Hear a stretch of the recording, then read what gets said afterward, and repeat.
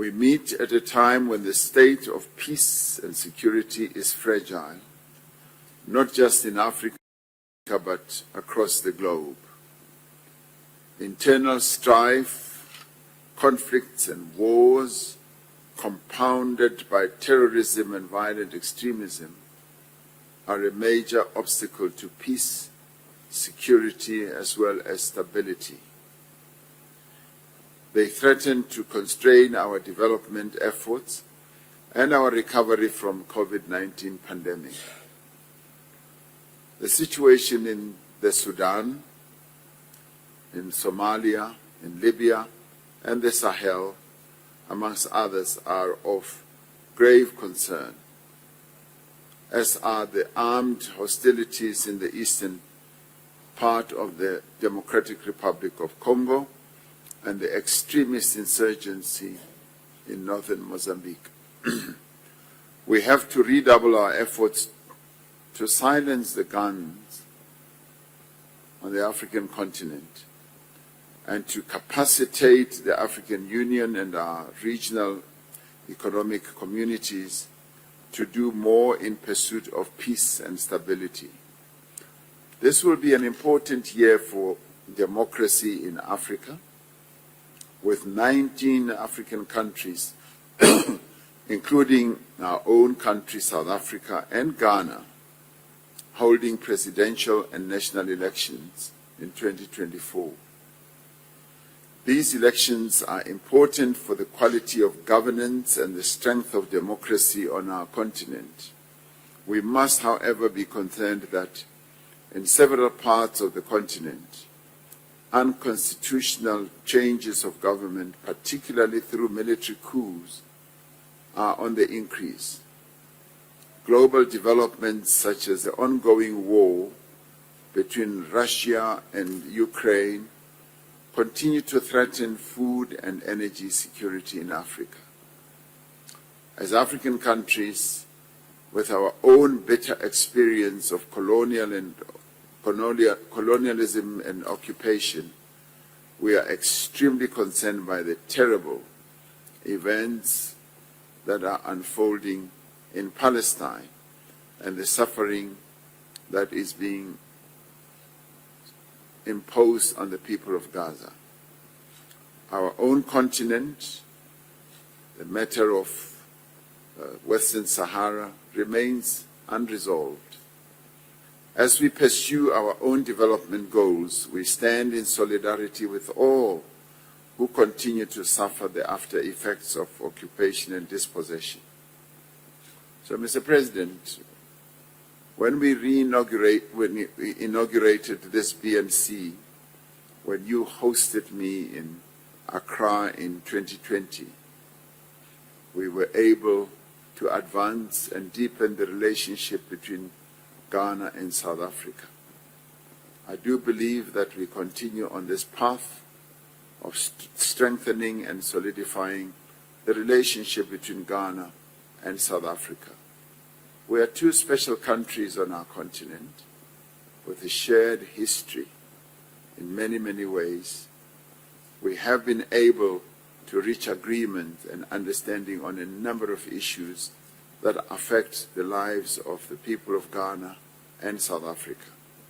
There are 24 agreements and memoranda of understanding between our two countries covering various areas of economic, technical, scientific, social, and cultural cooperation.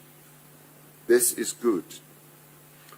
We have to accelerate the implementation of these agreements and finalize discussions and also enter into additional agreements on a number of other issues that are of interest to both our countries, which will help to deepen our relations. One of the recent highlights in our bilateral relations was the signing of the reciprocal visa exemption for ordinary passport holders for a period of 90 days per annum, which entered into force on the 1st of November 2023. This has resulted in a considerable increase of travelers between our two countries, contributing not only to tourism, but towards enhancing business-to-business links, educational and scientific exchanges, and people-to-people ties as well.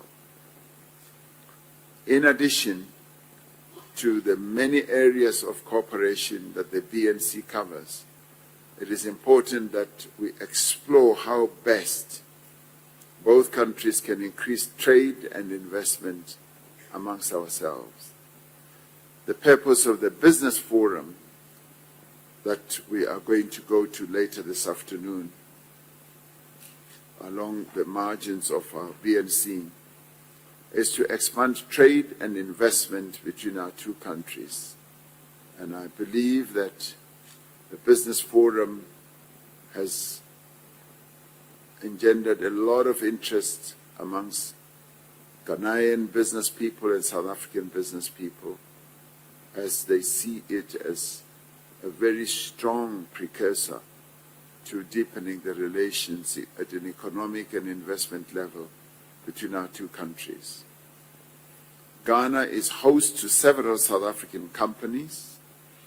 Our companies are keen to expand their investments in Ghana and look to do so in terms of working together to improve the business environment. We invite investors from Ghana to look at opportunities in our country because opportunities abound. Collaboration between our private sectors and state-owned entities is also particularly important.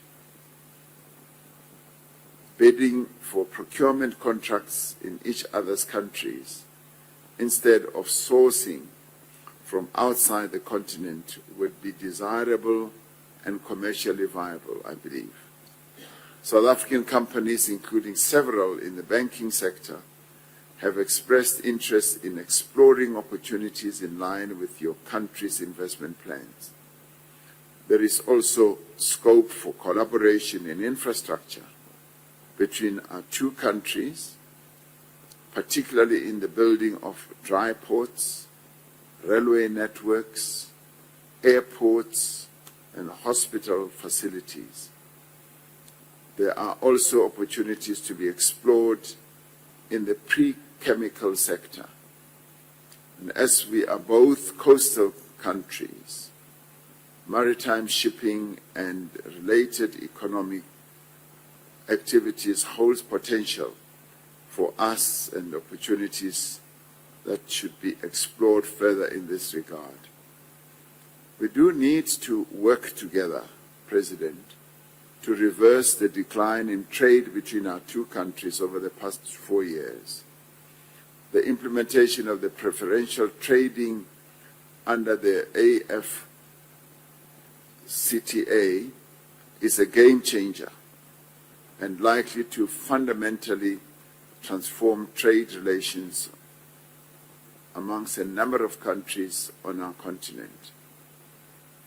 On the 31st of January 2024, South Africa sent the first shipment to Ghana and other countries under the Africa Continental Free Trade Area Agreement. This was an important step.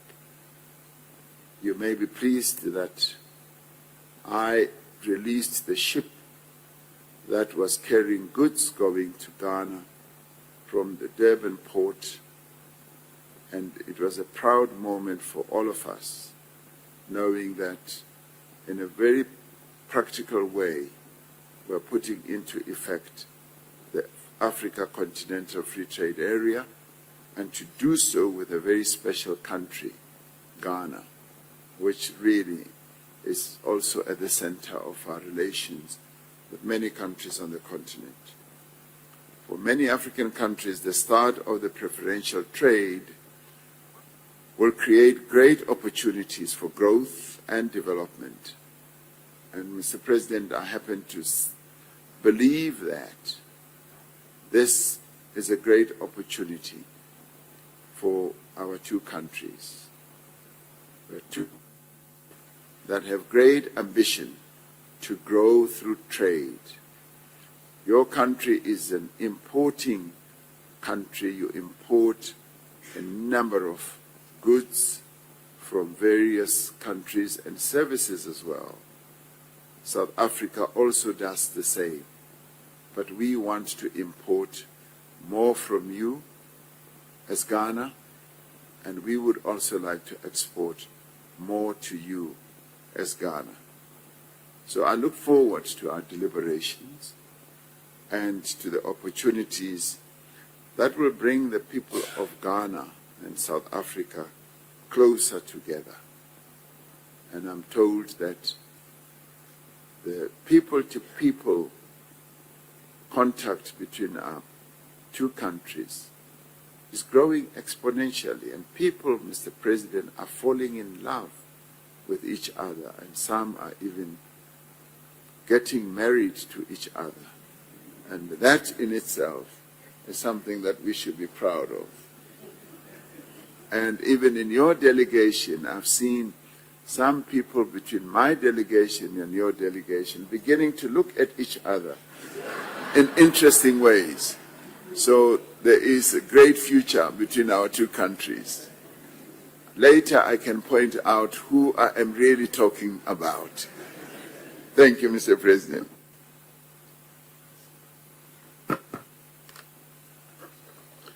Your Excellency, President Matamela Cyril Ramaphosa, Honorable Ministers of South Africa and Ghana, ladies and gentlemen, I have first of all, Mr. President, to begin by thanking you very warmly for the affectionate reception that my delegation and I have received since our arrival in the country of the brotherly people of South Africa.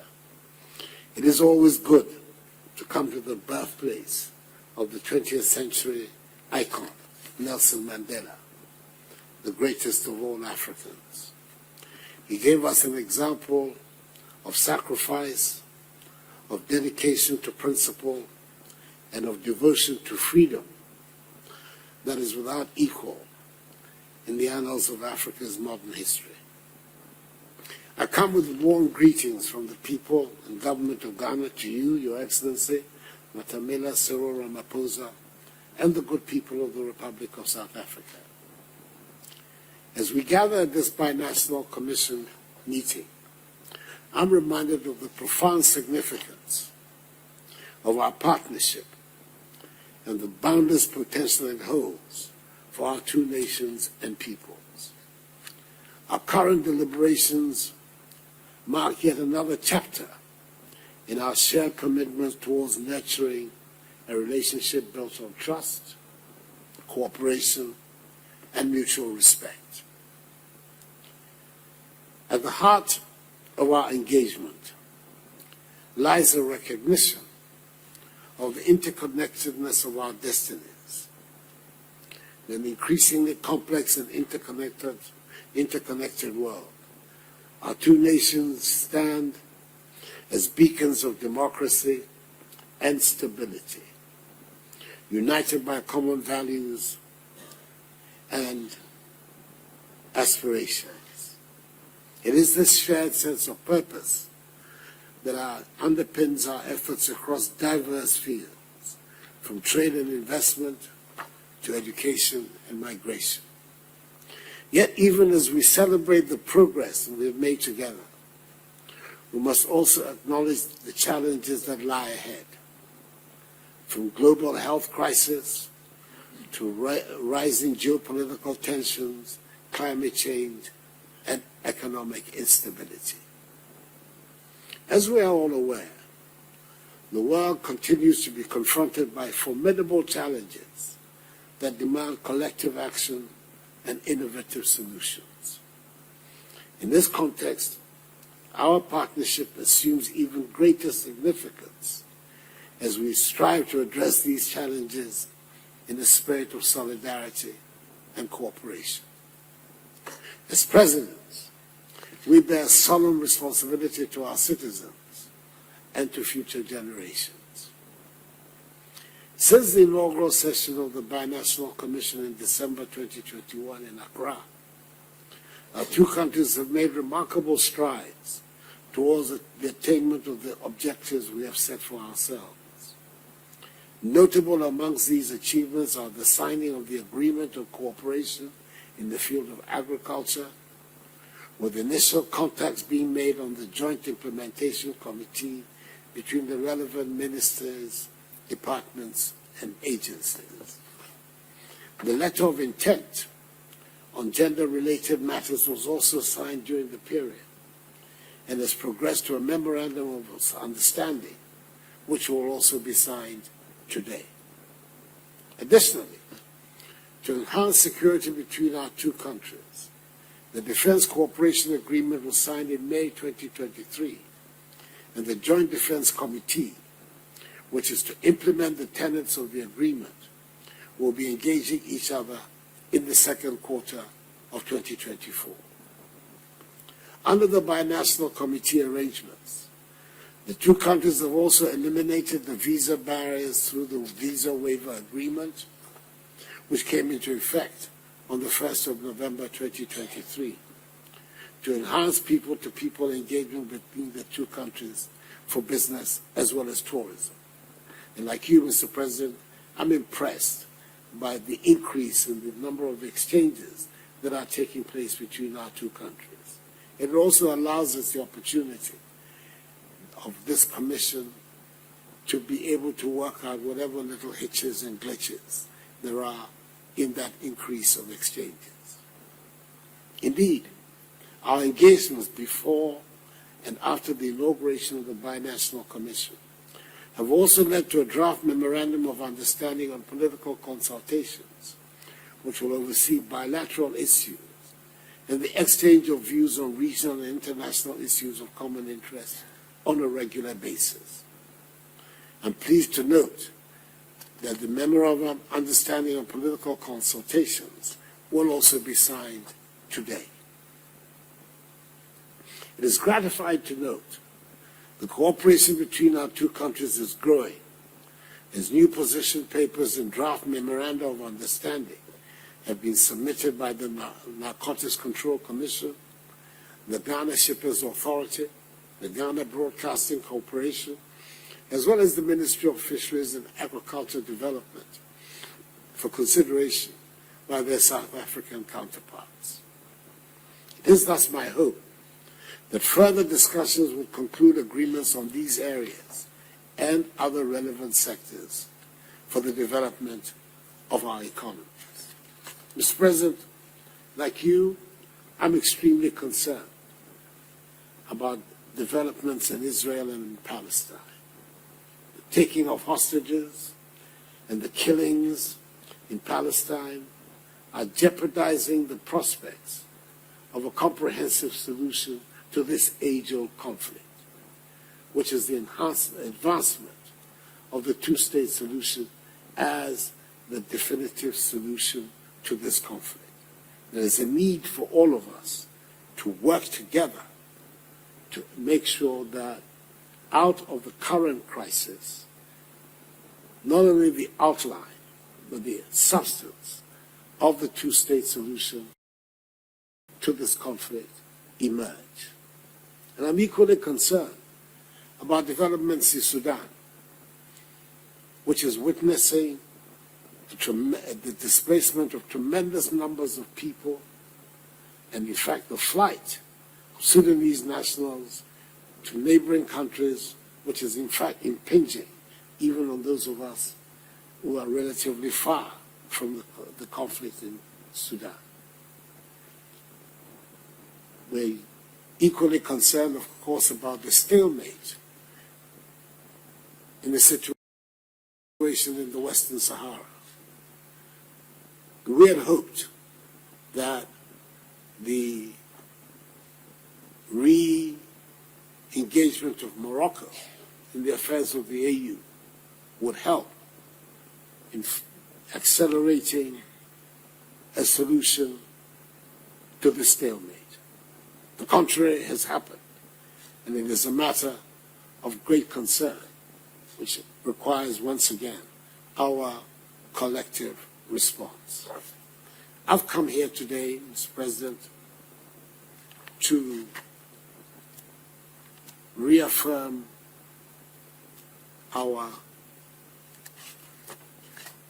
decision to deepen our bilateral cooperation between the Republic of Ghana and the Republic of South Africa.